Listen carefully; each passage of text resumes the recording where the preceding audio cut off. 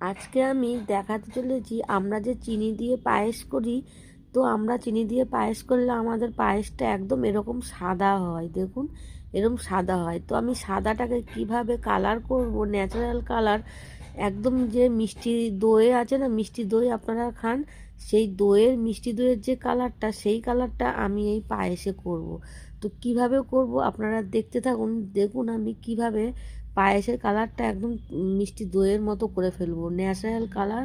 আপনারা তো যখন পায়েস করেন, কিংবা অনেকেই আছেন যে কেমিক্যাল জাতীয় ফুড কালার, এই কালার ওই কালার দিয়ে কালার করেন, কিন্তু আমি একদম ঘরে থাকা জিনিস দিয়েই ন্যাচারাল কালার করে ফেলছি। দেখুন কিভাবে কালার করলাম, দেখতেই পারলেন। প্রথমে আমি একটুখানি জল নিয়েছিলাম, জলের উপরে চিনি নিয়েছিলাম, চিনি নিলে পারে দেখুন হালকা নাড়ানাড়ি করতেই চিনির কালারটা একদম লাল হয়ে গেছিলো।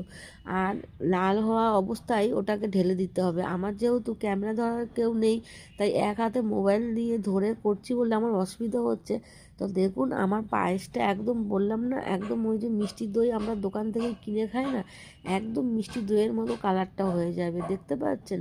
আর এমনি সাধারণত যদি এই কালারটা না দিতাম, ন্যাচারাল কালারটা, তাহলে কিন্তু চিনি দিয়ে পায়েস করলে সাধারণত একদম সাদা ফ্যাকফ্যাকে সাদা কালার আসে। আর এই কালারটা দিলে পারে মনে হবে যেন খেজুরের গুড় দিয়ে পায়েস করছি।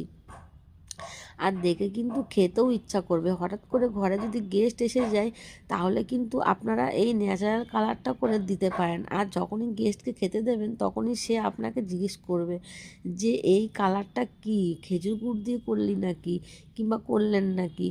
ঠিক আছে, দেখুন কালারটা দেখে কি সুন্দর লাগছে না, অসাধারণ একটা কালার হয়ে গেল। তো আপনারা কিন্তু এই টিপসটাকে, আমার এই টিপসটাকে কিন্তু ফলো করে পায়েস কিন্তু এরকমভাবে আপনারা বানাতে পারেন।